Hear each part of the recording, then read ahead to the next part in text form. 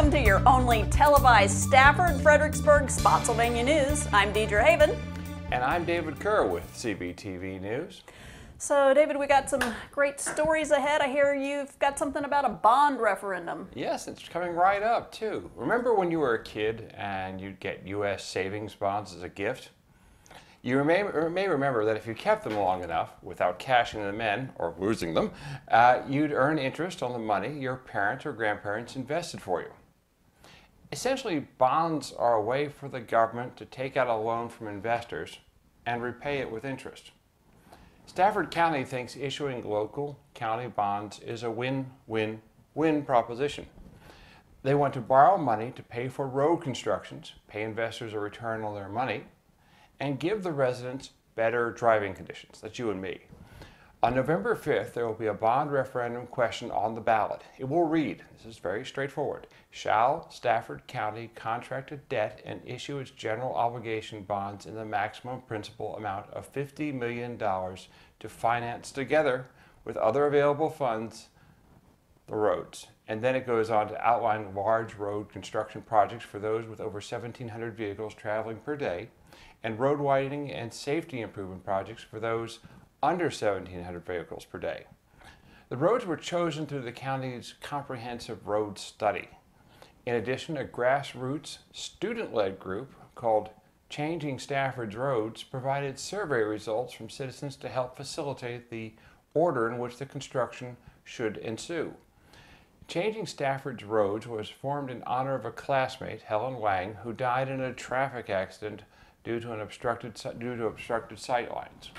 Out of the 1,200 respondents, 44.4% of citizens surveyed described themselves as student drivers, 37.7% described themselves as local driver, and 16% of all people surveyed indicated they had been in an accident because of hazardous road conditions. Changing Stafford's Roads ranked the top 5 roads in order of safety concern as Kellogg Mill, Poplar Road, Mountain View, Winding Creek, and Stefaniga, coming at a 5th place. If the citizens vote in favor of the county bond referendum, the annual bond service rate will be $4.2 million per year. That seems like a lot of money, but with Stafford County's highest AAA bond rating, shared only among 47 counties in the nation, the county will be able to get competitive rates. The bonds will be issued incrementally, and the debt will fit within the county's financial guidelines of a 10% limit in general government spending and total debt less than 2.75% of the total market value of the taxable real property.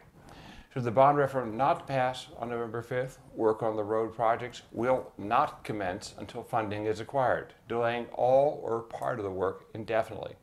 If you'd like to see the results of the studies, you can visit websites at staffordcountyva.gov and search keywords like road study and road projects. You may also access the resident survey results at changingstaffordroads.org. Genealogy, namely learning about who our ancestors were and where they came from, is important to the Church of Jesus Christ of Latter-day Saints. But this is something most people don't know. You don't have to be a member to take advantage of its extensive collection of resources that track family histories. The church's records number in the billions. Wow. However, something else you may not know, the church has a family history center in Stafford County. The center is part of the larger church genealogical research organization, and its job is to prepare digitized records unique to Virginia so they can be accessed by anyone in the world through the church's Family Search website. According to Katie Derby, director of the Family Search Virginia Family History Records Project, we've put a lot of resources into collecting and preserving genealogical records for a long time, and we freely share all that we have with anybody. But digitizing the nation's genealogical records is by no means an easy process. I bet it isn't. It sounds daunting. As Ms. Derby noted, someone has to sit down and manipulate the digital image, correct it, straighten it, and add cataloging information, index it, transcribe the information off of it, and create databases that's searchable so it can get published.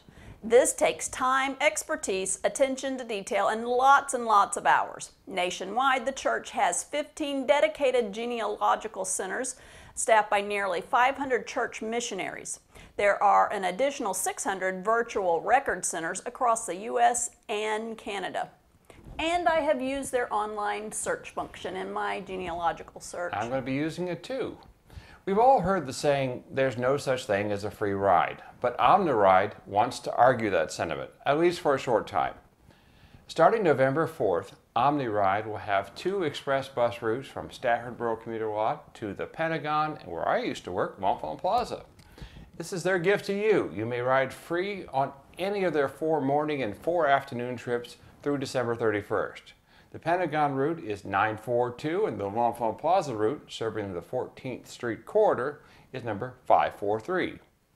The routes were authorized by the Commonwealth Transportation Board as part of the Commuter Choice and Funding for Routes and is provided by Transurban, builders of the I-95 express lanes, in an effort to ease traffic congestion in our area.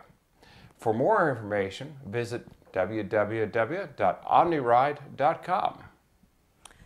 Well, it looks like we've got to take a break to see our sponsor. We'll be right back.